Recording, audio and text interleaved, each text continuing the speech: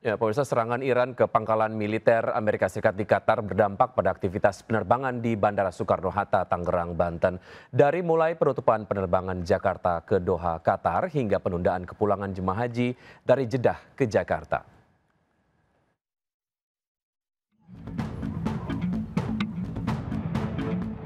Ratusan penumpang maskapai penerbangan rute internasional di Bandara Soekarno-Hatta, Tangerang, Banten terdampak konflik Iran-Israel. Pasca serangan Iran ke pangkalan militer Amerika di Qatar, Bandara Hamad di Doha, Qatar ditutup.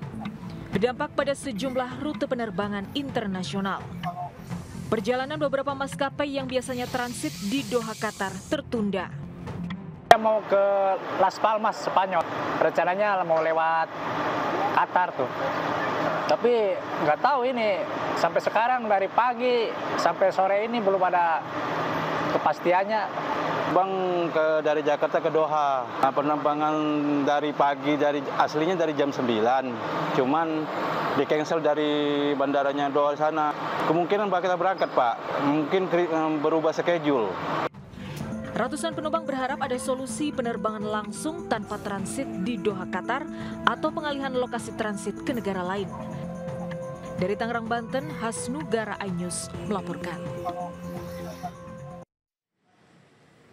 Konflik Iran-Israel juga berdampak pada kepulangan jemaah haji kloter 43 dan 44 debarkasi Surabaya. Jemaah haji di dua kloter tersebut seharusnya tiba Selasa malam di Asrama Haji Sukolilo. Namun penerbangan mereka dari Jeddah ditunda, dampak situasi tak kondusif di Timur Tengah. Sekretaris PPIH Debarkasi Surabaya menyatakan penundaan kepulangan jemaah haji atas alasan keamanan. Namun PPIH memastikan pemerintah Indonesia menjamin keselamatan dan kepulangan jemaah haji. Seluruh jemaah haji kloter 43 dan 44 saat ini difasilitasi dengan baik oleh maskapai Saudi Airlines.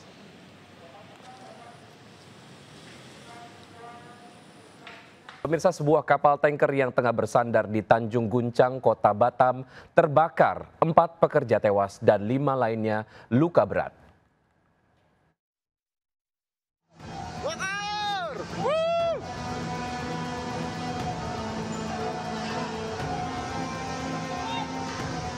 Asap tebal dan kobaran api disertai suara ledakan keras mengagetkan ratusan pekerja di galangan kapal PT ASL Sipiar di Tanjung Guncang, Kota Batam, Kepulauan Riau. Saat peristiwa terjadi, kapal tanker MT Federal 2 sedang dalam perbaikan. Menurut saksi, api pertama kali muncul saat pekerja melakukan perbaikan di dalam tangki kapal. Namun tiba-tiba terjadi percikan api. Tak menunggu waktu lama, percikan api langsung membesar dan menyambar para pekerja yang berada di dalam tangki kapal. Kapal tersebut merupakan kapal berjenis kapal tanker, jadi sedang ada perbaikan di dalam tangkinya dan disitulah muncul kebakarannya. Akibat peristiwa ini, 9 orang pekerja menjadi korban, di mana 4 diantaranya meninggal dunia, sedangkan 5 lainnya mengalami luka bakar di tubuh.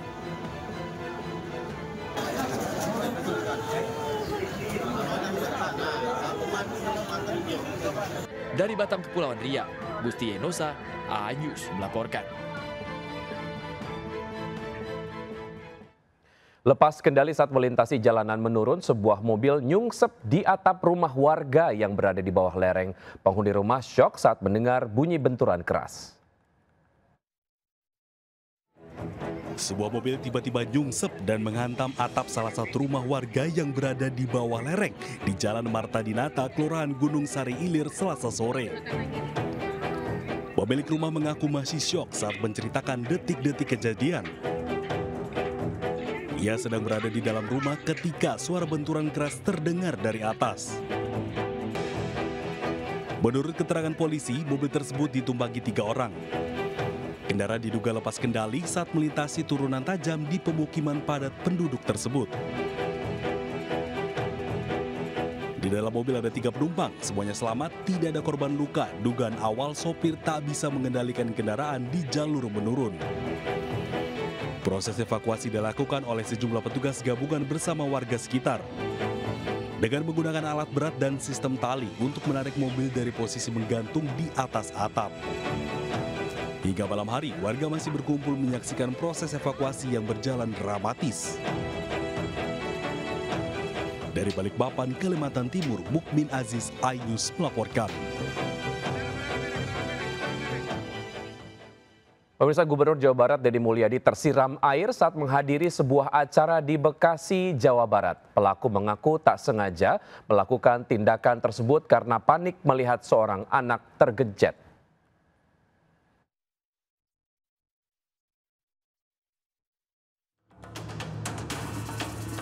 Viral di media sosial, Gubernur Jawa Barat Deddy Mulyadi disiram seorang pria di Kabupaten Bekasi, Jawa Barat pada Jumat lalu.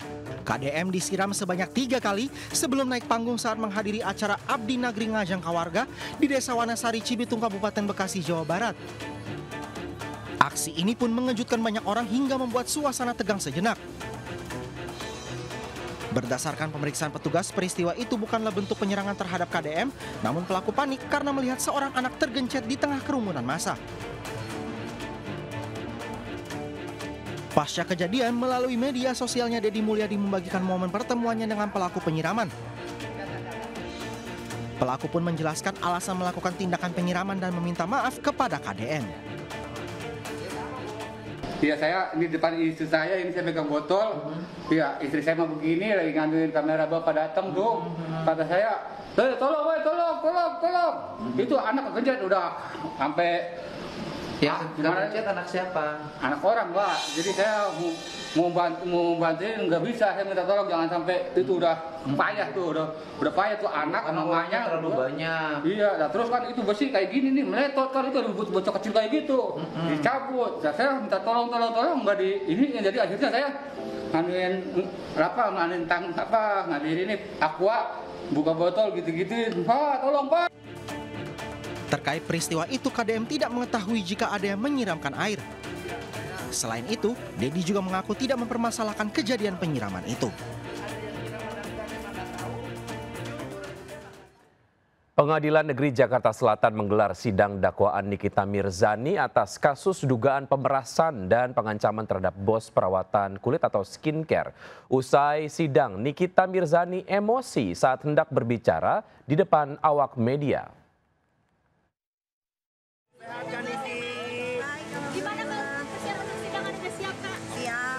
Mengenakan rompi tahanan dengan tangan di borgol, Nikita Mirzani dan Ismail Marzuki asistennya jalani sidang kasus dugaan pemerasan dan pengancaman terhadap Reza Gledis, bos skincare di Pengadilan Negeri Jakarta Selatan.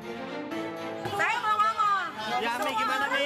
Bapak Hasto aja dibolehkan ngomong sama warga. Boleh. Kalian kalau nggak ada apa-apa nggak usah takut. Iya. Santai.